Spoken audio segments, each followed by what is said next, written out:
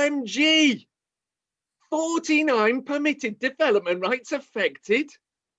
Linda, they're talking about consolidating and simplifying permitted development rights. Now, forgive me. I mean, this is going to affect all the use classes and buildings as they were in force on the 31st of August 2020.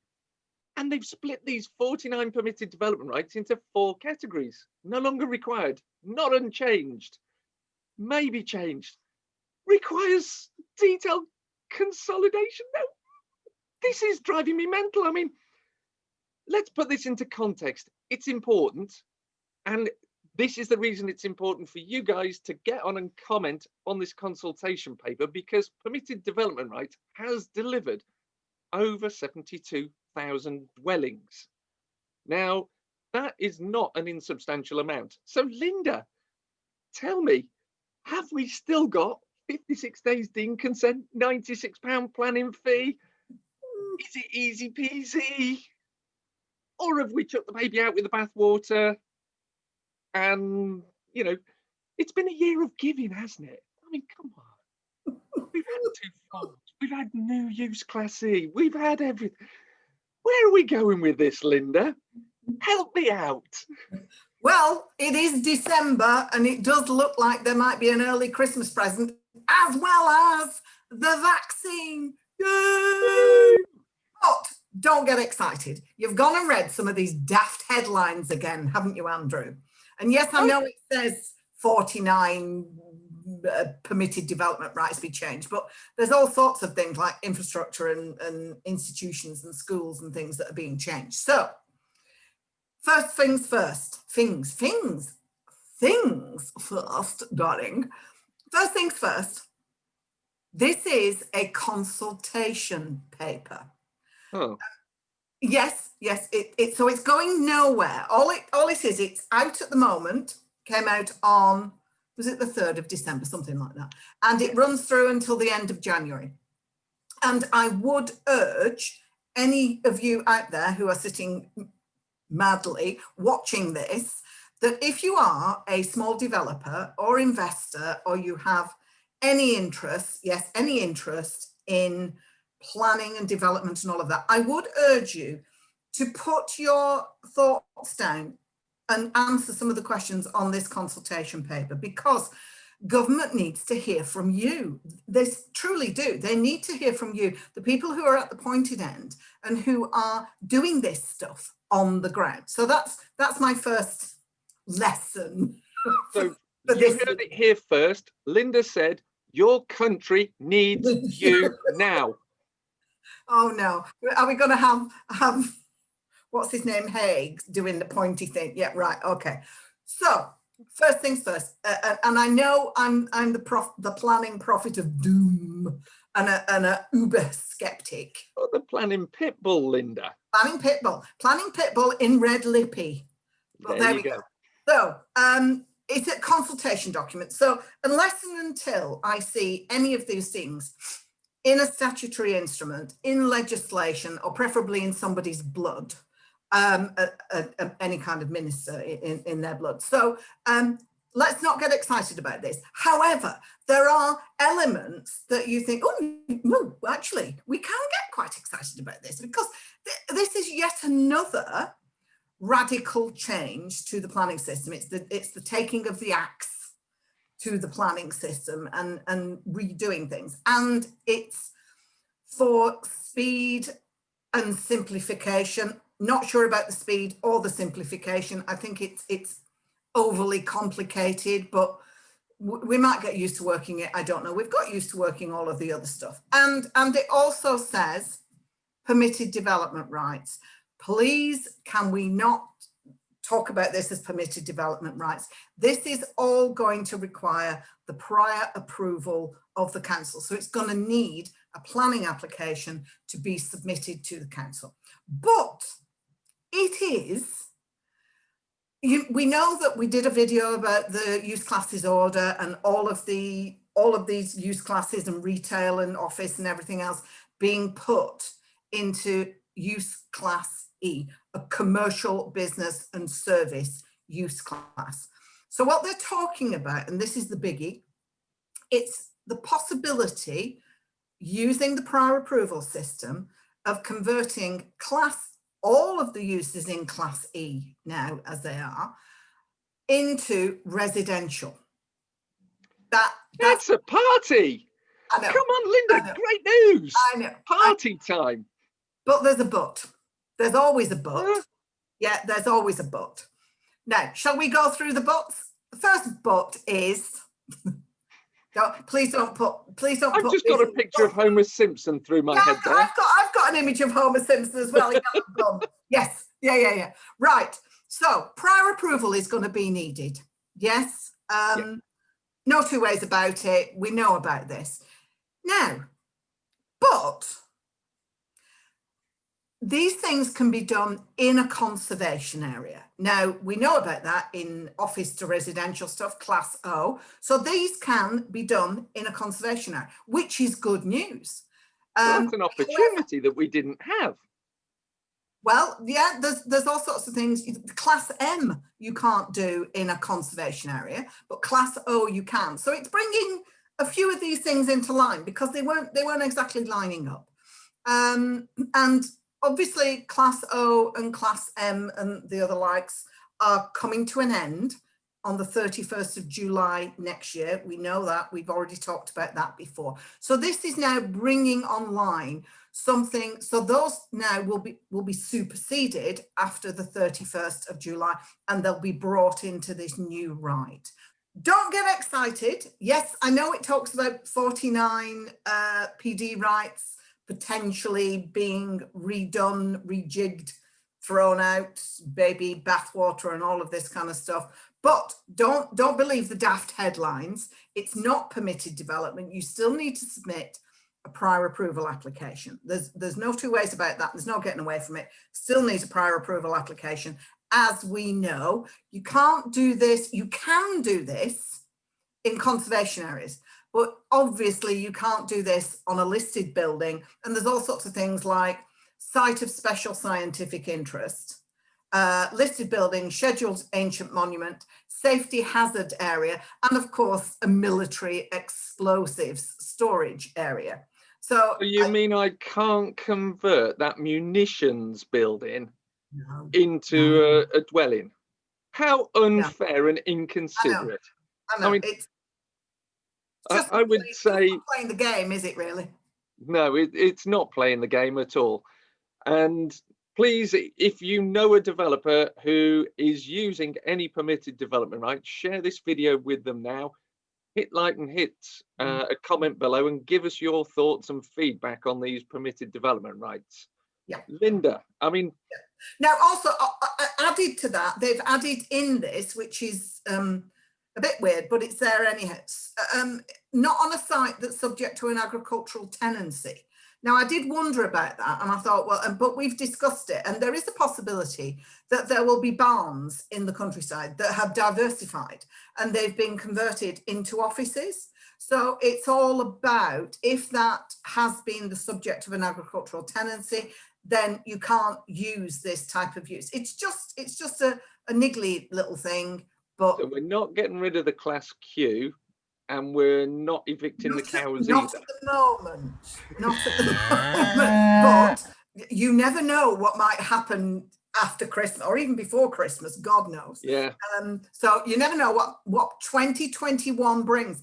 I was watching something on TV or listening to something on the radio, and somebody said that they had been speaking to someone, an economist or something, and they were making predictions, and they said that 2021 is going to make 2020 look tame. And I thought, oh dear God, please no. So I don't know what that means. And I'm not making predictions, but my heart sort of sank, and I thought, no, I can't do another 12 months of this, please. So let us go through this, Linda, and try and understand this. Now, I submit permitted development applications and prior approval applications, as you know, and I have to comply with some criterion for transport, contamination, flooding, noise. Is that the same, or have they changed that? No, Let's compare and contrast a little bit. Yeah, you're absolutely spot on. With this consultation document, they are saying that once you submit the prior approval application, these are matters that the council are able to consider in dealing with your prior approval application. So as you say, transport and highways impacts of the proposal, land contamination, flood risk, because you don't want people drowning in their beds. Now, we also know that recently, as from the 1st of August, we've got the provision of adequate light in all habitable rooms. We've got also the impacts of noise from existing commercial premises on the occupiers. Then bizarrely, but I'm going to go through this because it deserves to be said, and whether it will make its way into the legislation after the consultation, I don't know. The impact on the intended occupiers from the introduction of a residential use in an area the authority considers is important for heavy industry and waste management. So I think what they're saying there is if you've got an office building in the middle of an industrial estate where you've got car breakers and, you know, industrial processes and all sorts of stuff, then that's probably going to be one of the reasons that the council could potentially refuse it. But I'm not entirely sure that any of the lovely people watching who are developers and investors would want to be doing that anyhow. And the so it also excludes us then from the site office that's on the local refuse site. We can't convert that. I mean, it's an office. Now you're just trying my patience now, Andrew. Oh, sorry, Linda. But also fire safety is introduced, which again, I think is a little bit bizarre because you would have thought that that came under the building regulations. So well, it does. You have to cover that off in building regs. And well, exactly. It's so I don't know why it's being introduced into the planning regs, because that's a sort of cross-reference of different bits of legislation. So when I've developed buildings, we have to fire line between the commercial unit and any residential units. Of course.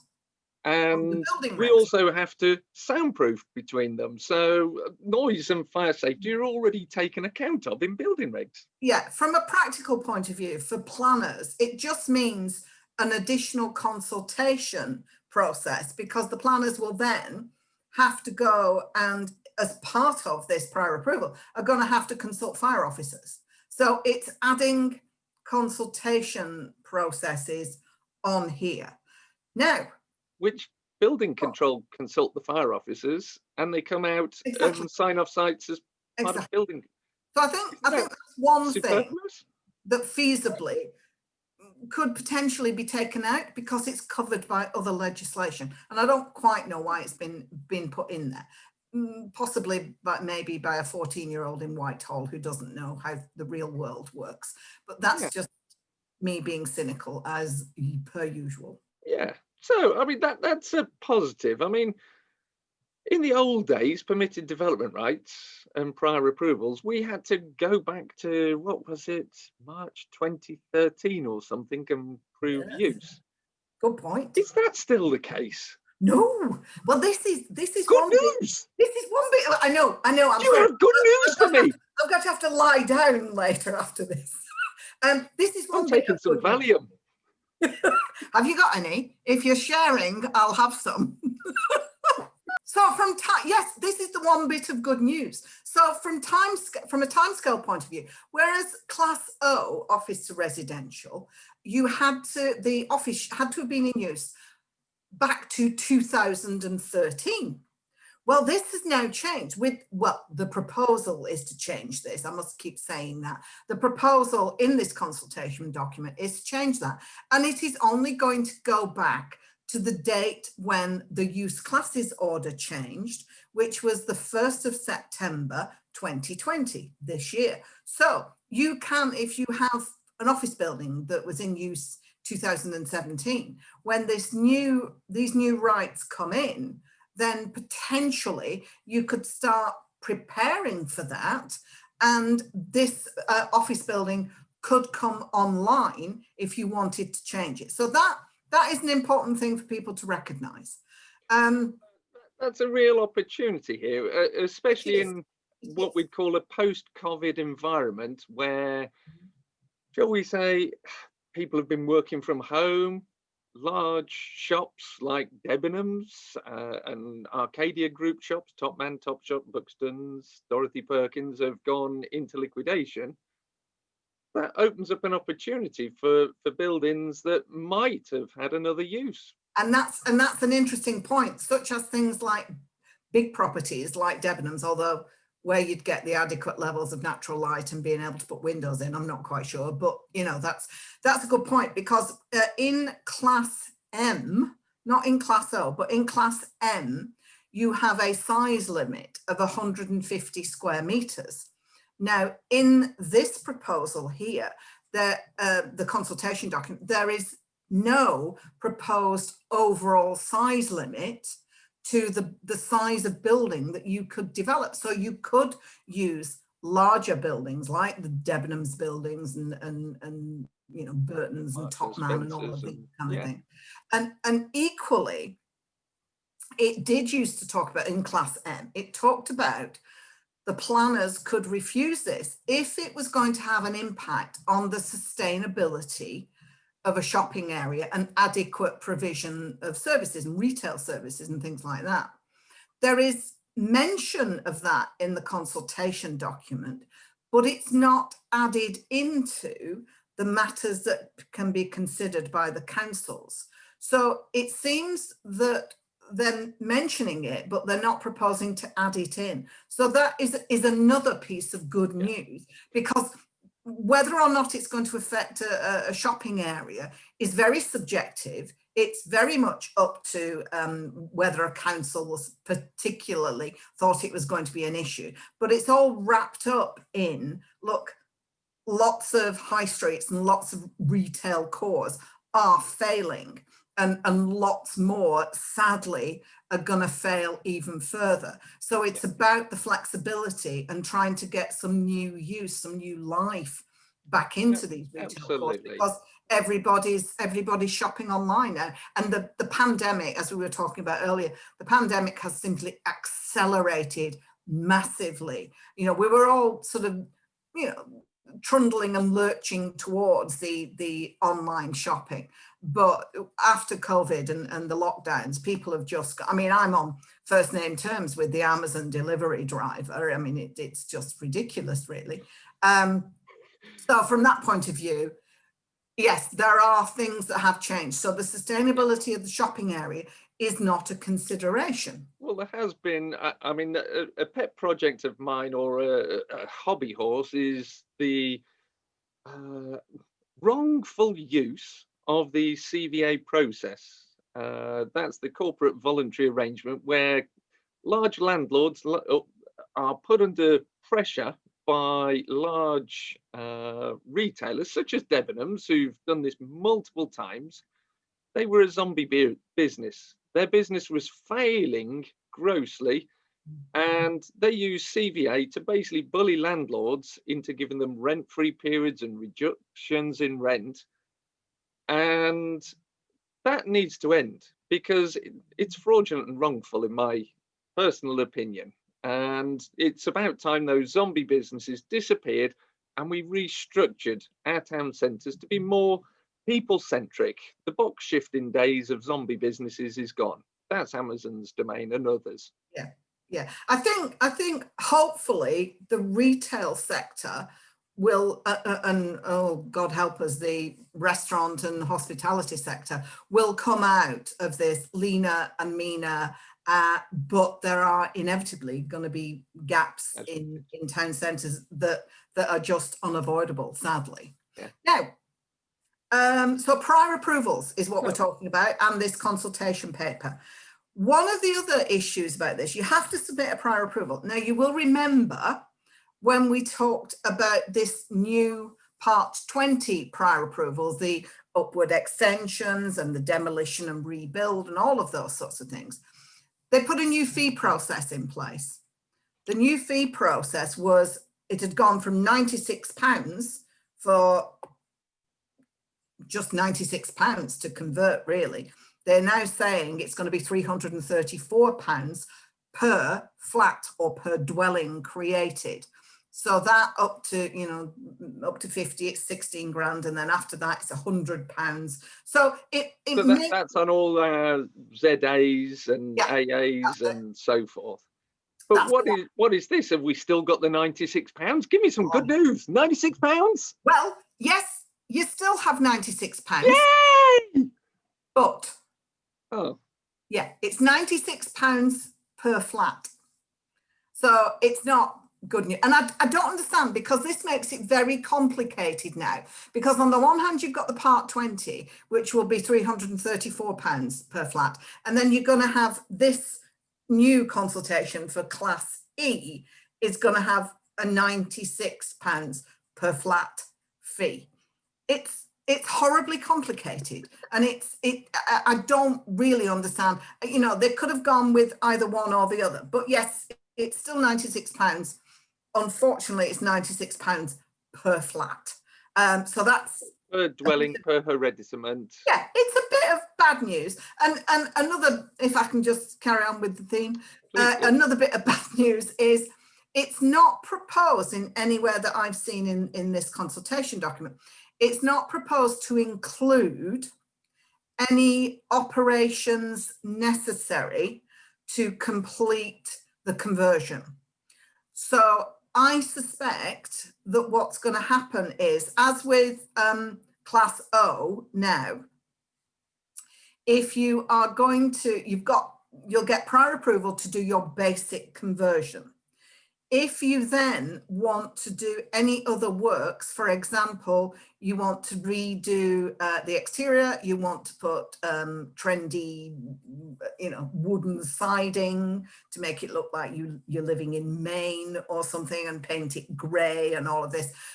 So if you're wanting to make external material changes to the elevation, you subsequently have to submit a full planning application for that. So, and any other additional bits that you're doing to the building, you have to submit a new planning application. But you've got the principle of the conversion established. So most people, it's a bit of a pain, but most people don't mind doing that. Okay. With this, there's no indication that any operations necessary to convert are included, which they are with Class M.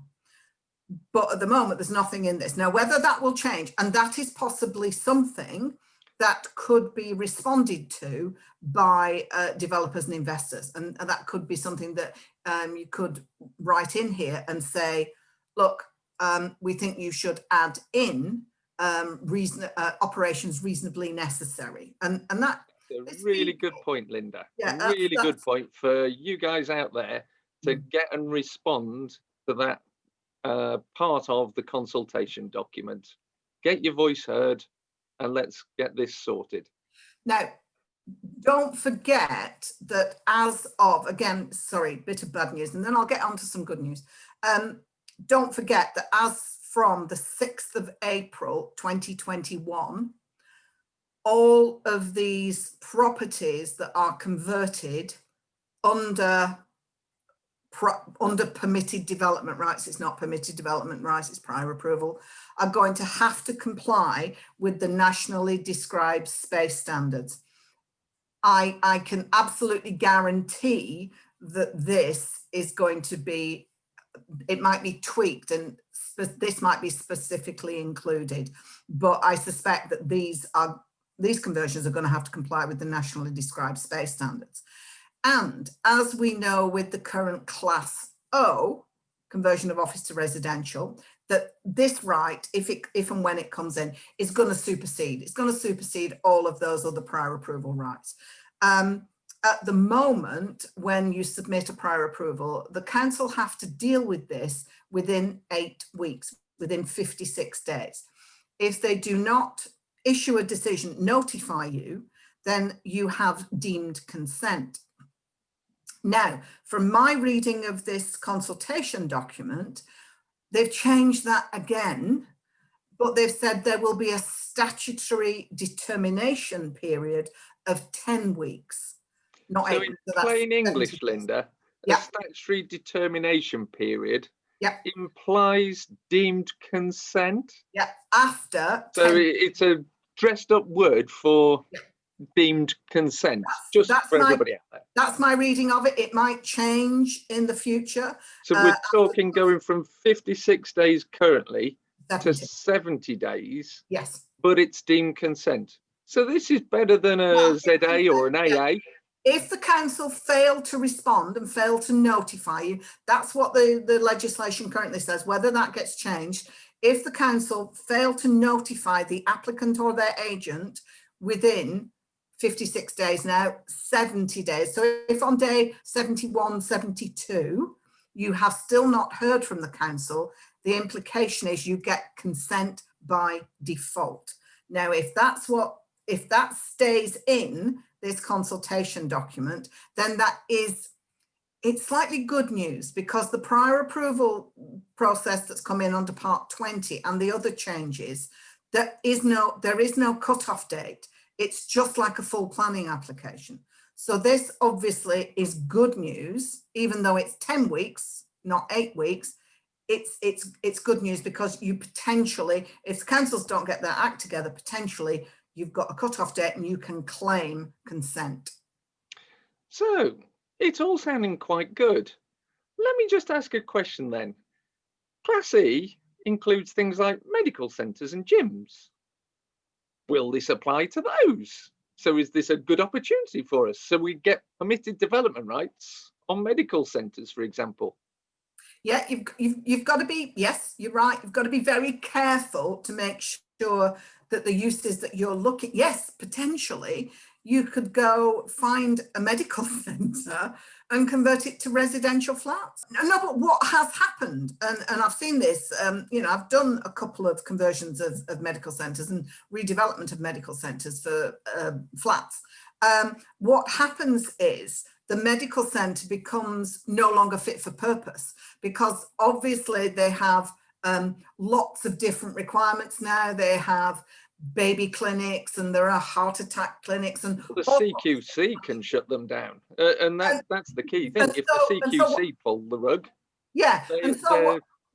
so what happens is primary care trusts and doctors' surgeries, they build up a wad of cash and invest, or they have an investment or something, and what they do is they either move from that site or they'll demolish and rebuild. Or if they move from that site, then obviously that leaves a site available either for conversion or for redevelopment. Now if we're talking redevelopment, that again provides an opportunity. But if we're talking about conversion, if the building is structurally sound, it just doesn't work for a medical centre. But that's yeah, you're quite right. That's an opportunity.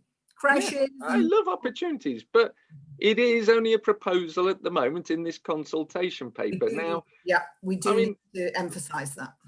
Linda, as I see it, and this is me playing devil's advocate here, there's an opportunity once this gets passed into law, which will be sometime in 2021, and it will be before 31st July, to go and secure sites and put applications in to convert to residential. And there's a window of opportunity, because if a council doesn't like this review paper, they could instigate an Article 4 direction to restrict it in their area. Now, if you feel your area is going to do that, there's a window of about 18 months from this coming into play and the consultation period and implementation period for an Article 4. Is that correct? Yeah, that's absolutely correct. And it may be that some councils think, no, we're not having this. We're going to bring in an Article 4 direction. And that, don't forget, depending on where it is, and I mean, City of London and Westminster may have something to say about this. And certain cities like Chester, we were talking about, and Bath and York and all of the, Oxford and all these beautiful places. It may be, now don't forget, councils can issue an immediate Article 4 direction. So they don't have to wait 12 months. they can issue an Article 4 direction that comes in immediately. So just be aware of that. And what happens is it goes to the Secretary of State and they've got 6 months to ratify it and everything else. So it may be that councils are looking at this now and they could be preparing their Article 4 directions to remove these prior approval rights in advance of this consultation being made into legislation. I suspect this consultation document will be responded to, it will be changed, and I suspect the legislation is probably going to come out before April. Yeah. I think the timing of it is such that they're probably heading for before April, or at least, you know, the 6th of April when the nationally described space standards come in. So I think that is, I don't think it'll go out until July. I think it's probably going to come in before April. But Okay. you know, if you have comments to make on this, you know, respond to this consultation document. So that's a really great update. I mean, if I summarize a few things and then if there's anything else, join in, Linda. But I mean, the important thing is we urge you to get out and respond to the consultation document. Permitted development rights have provided 72,000 dwellings for people out there. Now, when you look at the national house building targets, that's a pretty significant number. So your voice is important and will get heard. This is very much a process proposed to be very similar to the existing, where it's currently 56 days and deemed consent. It's implying 70 days and deemed consent. It was £96 per application. It's now £96 per dwelling. The criterion to meet remain very similar, but with fire safety added in, which personally I think is dealt with elsewhere, and we should make a voice to say that this is dealt with elsewhere.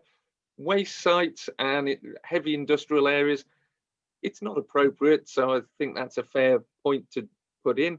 There are opportunities that from the 1st of September, your building, if it was in use as an office, can be converted, and you don't need to go back to the 2013 dates.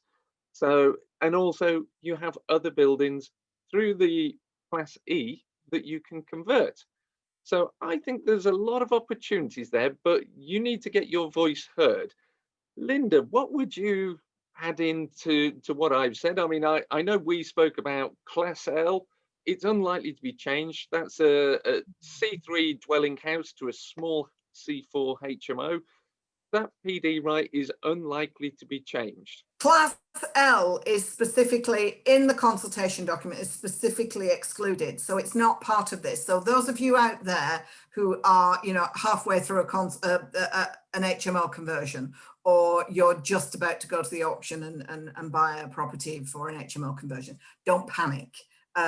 Class L is not included yet. Now, what's going to happen in the near future is anyone's guess. But at the moment, on this particular consultation, they're not touching Class, and it's not been touched for all of the previous consultation and previous changes to the. I think they figure that the changing a single dwelling house to a small HMO is working fine, and those councils that don't want it in their areas or want to restrict permitted development, they've got Article 4 directions in place. So from that point of view, yeah, don't worry about that. That's fine. There are things, it is corralled for just this Class E. In this consultation document, there are other issues about infrastructure and schools and institutions and all sorts of things. If you are interested in that and you want to read the rest of the document, the whole 25 pages of the consultation, then that's absolutely fine. But obviously there will be sections of this that you're more interested in than others. Well, Linda, thank you once again for a very thorough, detailed analysis of this latest proposal, this consultation document. Now, please, if you haven't already, hit the subscribe button, hit the share button, and hit the like button, and let Linda know you like what she's just shared with you. She's just taken a very heavy, what was it, 138-page document or something. There was a lot of pages in it, and made it light reading for you, or light digesting for you. Yeah. So thank you once again, Linda. A pleasure as always. Goodbye from me. And goodbye from me.